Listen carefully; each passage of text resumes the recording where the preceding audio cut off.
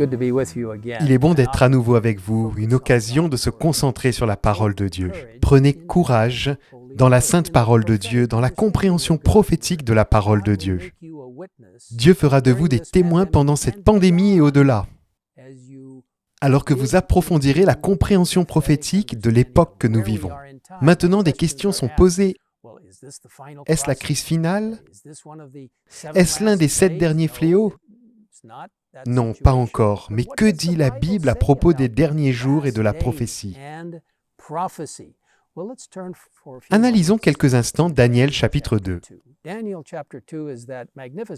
Daniel chapitre 2 est ce magnifique chapitre de compréhension prophétique qui emmène du royaume de Babylone à notre époque.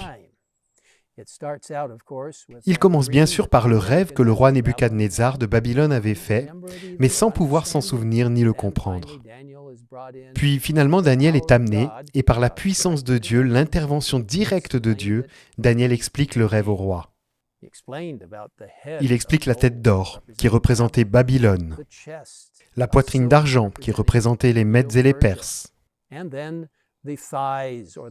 le ventre et les cuisses de bronze, qui représentaient la Grèce, et les jambes de fer, qui représentaient l'Empire romain, un empire durable, puis les pieds de fer et d'argile, qui ne se mélangeaient pas,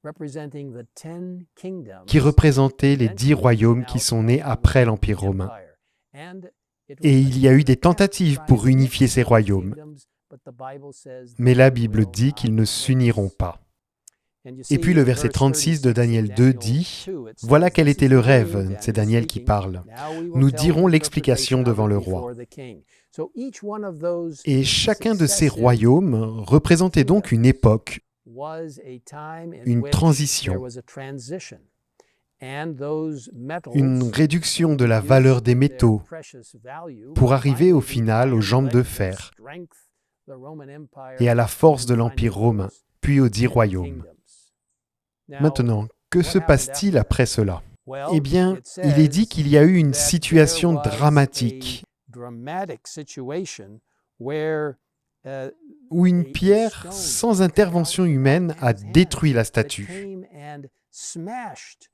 Et au verset 45, il est dit « C'est ce qu'indique la pierre que tu as vue se détacher de la montagne sans aucune intervention extérieure et qui a pulvérisé le fer, le bronze, l'argile, l'argent et l'or. » Le grand Dieu a fait connaître au roi ce qui doit arriver par la suite.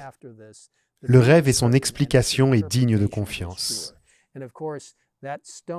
Eh bien, cette pierre qui est arrivée soudainement et a brisé la statue représente l'événement significatif et merveilleux de la seconde venue de Jésus. La semaine prochaine, nous parlerons de Matthieu chapitre 24 et la compréhension prophétique de la seconde venue de Jésus. Mais le fait est que dans Daniel chapitre 2, nous voyons l'histoire du monde depuis Babylone jusqu'à nos jours. Nous vivons dans la pointe des orteils de la statue de Daniel chapitre 2. Et comment le roi Nebuchadnezzar a-t-il réagi? Eh bien, dans ce beau livre de Prophètes et Rois, à la page 380, il est dit que Nebuchadnezzar fut convaincu de la véracité de cette explication. Humilié, terrifié, il tomba sur sa face et se prosterna devant Dieu en disant « En vérité, votre Dieu est le Dieu des dieux et le Seigneur des rois. Il révèle les secrets, puisque tu as pu découvrir ce secret. Dieu nous révélera ces merveilleux secrets alors que nous approfondissons la parole de Dieu. » Quelle belle occasion de comprendre. Nous vivons dans la pointe de ses orteils et le prochain grand événement qui se produira, après un certain nombre de jours, juste avant la venue du Christ, sera cette pierre qui représente le retour de Jésus. Nous vivons les derniers jours de ce monde. Dieu vous a mis dans votre position afin que vous soyez ses disciples. Que Dieu soit avec chacun de vous lorsque vous témoignez et parlez aux autres de Jésus, de sa justice, du message des 3 anges d'Apocalypse 14 et de sa seconde venue prochaine.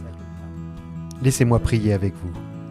Père Céleste, nous te demandons de guider chacun d'entre nous, alors que nous approfondissons la parole de Dieu, ta parole, pour saisir la compréhension prophétique des temps que nous vivons, pour comprendre que nous sommes dans la pointe des orteils de la statue de Daniel 2.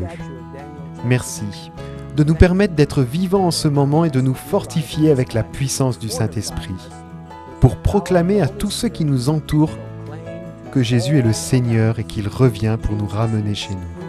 Nous te demandons toutes ces choses au nom de Jésus. Amen.